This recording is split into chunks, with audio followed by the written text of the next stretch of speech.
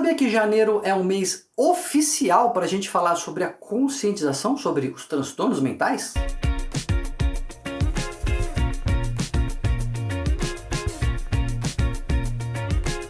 Pois é, hoje a gente vai falar sobre o Janeiro Branco, que foi determinado mesmo, foi definido na lei brasileira em 2023 como um mês de fato para a gente falar sobre a conscientização e prevenção dos transtornos mentais. Meu nome é Daniel Barros, eu sou psiquiatra, sempre dialogando aqui com a sociedade, e hoje vou falar sobre alguns transtornos mentais comuns e a maneira de os prevenir. Vou fazer isso, claro, assim que você se inscrever aqui no canal, já clicar nos alertas para receber aviso quando tiver vídeo novo e não deixar de dar o seu like. Não esquece de deixar o seu like para a gente saber que esse vídeo te interessa, que é um tema importante para você. Vou falar basicamente de 3 transtornos mentais que são entre os mais comuns do Brasil e algumas dicas que a gente pode fazer para prevenir, porque o Janeiro Branco é sobre isso, conscientizar e prevenir.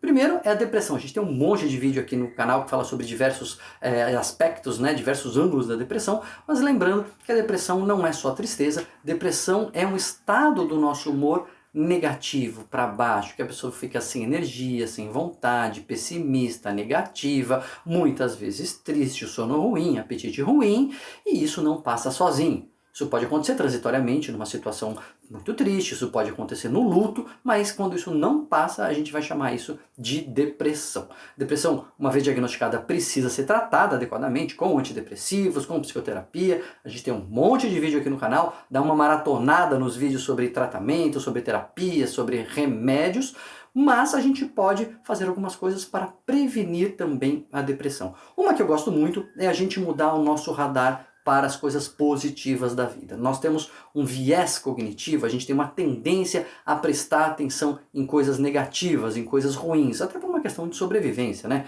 É igual o goleiro que acha que a bola vai sempre fora, ele não pula, e aí ele é um mau goleiro. O goleiro que acha que a bola vai sempre dentro e pula, ele vai ser um melhor goleiro. Então você pensar um lado ruim, você ficar atento às coisas negativas, pode ser uma estratégia de sobrevivência, mas que distorce o nosso radar, e isso pode fazer com que a gente fique mais negativo. Então, o velho exercício que já foi falado muitas vezes de a gente fazer um diário de coisas positivas, ou um diário de gratidão, ou um diário de agradecimento, de coisas boas, todos os dias você anotar alguma coisa positiva que aconteceu na sua vida, ou 2 ou 3 coisas positivas que aconteceram no seu dia, vai mudando o nosso radar e a gente vai se tornando um pouco menos negativo, um pouco mais positivo. A gente vai treinando a prestar atenção nas coisas boas. Isso pode ser uma estratégia que diminui o risco de a pessoa desenvolver depressão. Claro que não é uma vacina absoluta, claro que a pessoa pode ter depressão mesmo fazendo isso, mas é uma dica que pode ajudar a gente a diminuir a negatividade e, portanto, a depressão.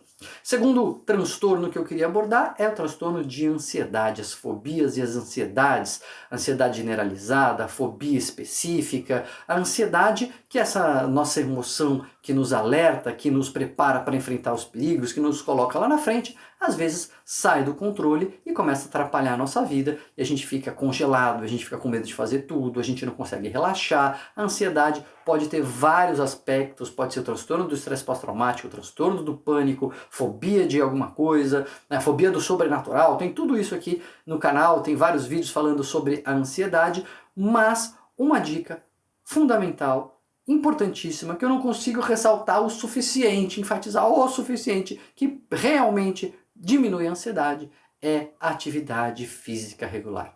A atividade física regular é um remédio para quem tem ansiedade e é uma vacina para quem não tem ansiedade. Ela ajuda a prevenir essa desregulação do nosso sistema ansioso que leva ao adoecimento. Todo mundo está estressado hoje em dia, né? Independente do seu emprego, da falta do emprego, a cidade que você mora, todo mundo tem um estresse mais elevado porque a gente criou uma sociedade que deixa a gente estressado, urbana, motorizada, barulhenta, e esse estresse contínuo pode levar a gente a ficar ansioso e isso cronicamente levar ao transtorno de ansiedade. A atividade física, ela é uma forma de a gente diminuir esse risco de a gente manter a nossa ansiedade sob controle. E quando a pessoa está muito ansiosa, ela tem o risco de abusar do álcool. O terceiro transtorno comum que eu vou falar aqui é da dependência alcoólica, e eu queria que você já comentasse aqui se você usa em alguma ocasião alguma dessas estratégias que eu já falei. O diário positivo, a atividade física. Tem feito alguma delas? Tem feito efeito para você? Tem sido útil? Discute aqui comigo, coloca aí o seu comentário, vamos manter esse diálogo aqui que ele é sempre enriquecedor. Então, diário positivo para prevenir a depressão, atividade física para prevenir a ansiedade, e o terceiro transtorno que eu queria falar é o da dependência alcoólica. O uso de álcool e a dependência do álcool é um dos fatores de maior adoecimento que a gente tem no Brasil e no mundo. Desde acidentes até cirrose, alterações de saúde, violência doméstica, os agravos, os problemas trazidos pelo uso e o abuso do álcool são enormes no país, e é algo que a gente não aborda muito, né? A gente fala muito de cocaína, a gente fala das drogas ilícitas, mas o álcool, ele é muito prejudicial, ele traz muito prejuízo para a sociedade brasileira. Não estou demonizando, não estou dizendo que deveria ser proibido. O que eu só estou querendo dizer é que a gente tem que ter estratégias de um uso adequado, estratégias de prevenção do desenvolvimento de abuso e de dependência. E o principal que eu gostaria de falar hoje com vocês é, sobretudo, o exemplo. Exemplo é talvez a única maneira de a gente ensinar alguma coisa. A gente pode falar o que for para os nossos jovens, para os nossos adolescentes, para os nossos filhos, mas falar uma coisa e fazer outra, o jovem vai aprender o que você faz e não o que você fala. Então, quando a gente quiser prevenir o desenvolvimento de dependência do álcool, a gente tem que começar por nós a refletir qual é o nosso padrão do uso de álcool. Como que a gente tem usado álcool? É uma coisa assim, para eventualmente, numa reunião social, que dá ali uma azeitada nas relações, ou é para afogar as mágoas, ou é para lidar com a tristeza, ou é um uso intenso, ou, sabe, o exemplo tem sido um uso contínuo, com alteração de comportamento. Essa é a primeira coisa que a gente precisa pensar. A gente precisa refletir sobre o nosso uso e, eventualmente,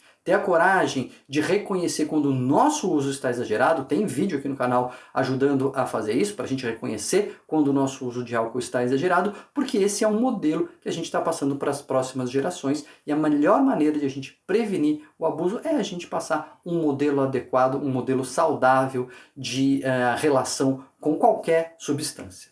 Então, diário de coisas positivas que aconteceram na sua vida, atividade física e uma autorreflexão sobre o nosso uso de álcool como modelo para os nossos filhos. 3 dicas simples que eu queria dividir com vocês nesse Janeiro Branco para ajudar a gente na prevenção aos transtornos mentais, sobretudo esses 3 transtornos mentais que estão entre os mais comuns no Brasil. E aí, vamos colocar em prática essas simples atitudes que podem ajudar a gente a prevenir um pouco os transtornos mentais? Escreve para mim, diz aí se você tem feito, se você tem outras dicas para a gente prevenir os transtornos mentais. E não se esquece de se inscrever no canal, já deixar o seu like se você acha que vídeos assim podem ajudar as pessoas, porque isso ajuda a divulgar mais o vídeo, e dar aquela maratonada porque tem um monte de conteúdo legal para você que está interessado em saúde mental.